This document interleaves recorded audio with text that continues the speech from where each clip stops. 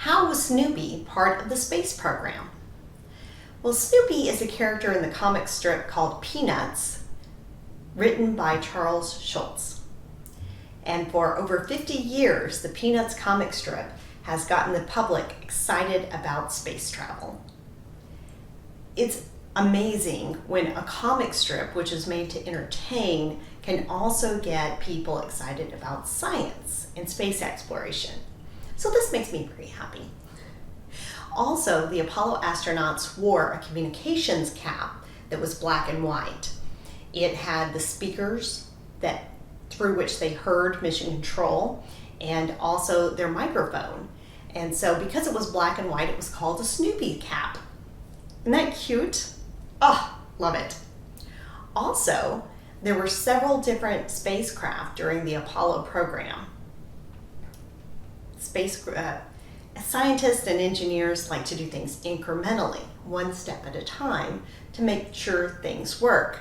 So first, we blasted off Alan Shepard, and he just had a quick 20-minute space flight to make sure that Americans could be launched into space, right? First, Alan Shepard was the first American astronaut launched into space.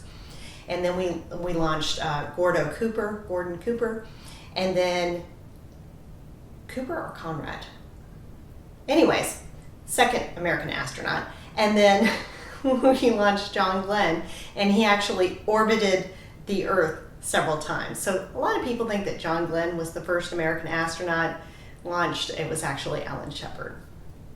Anyways, that doesn't matter. There were a few other astronauts, and we launched the crew module, and then we launched the lunar module, and we practiced docking those into space, and then different astronauts actually circled around the moon. And then eventually Apollo 10 was when the astronauts went and actually took a lunar lander down within 15,000 feet of the surface of the moon and snooped around.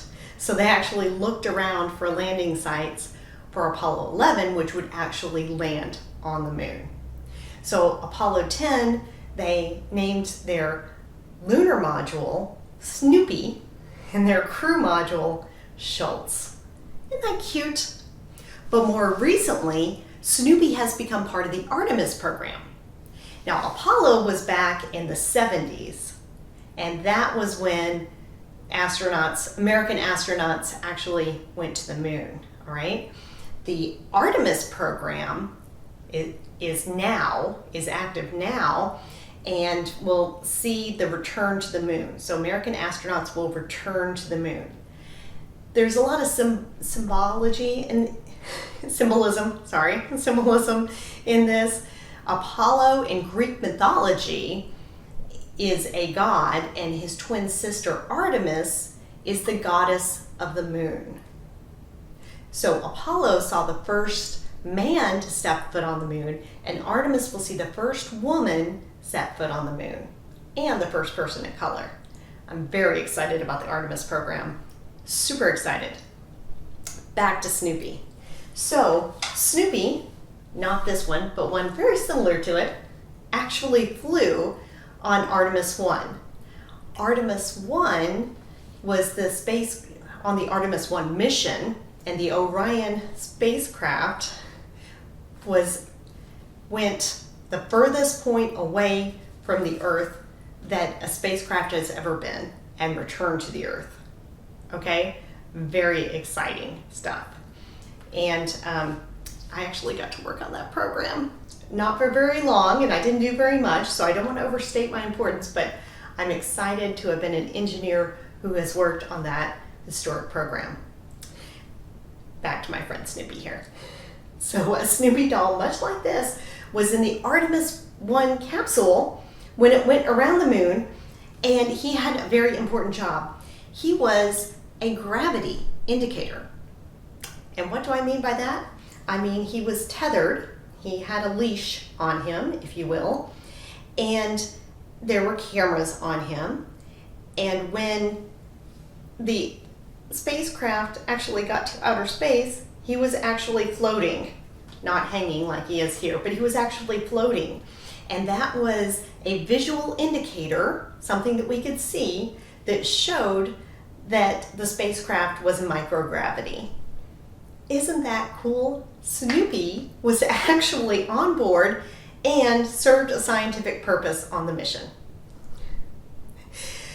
So the Snoopy Foundation has worked with, the Peanuts Foundation has continued to work with NASA to get the public excited about space flight and space exploration, and I'm so glad that they have. And I'm also excited that they're selling little Snoopy dolls like this. Happens to be a nice burnt orange color, so hook 'em horns. Thank you for tuning in, and if you have any questions about space flight, space exploration, or innovation, please let me know. I'd be happy to answer on one of my future vlogs. Bye!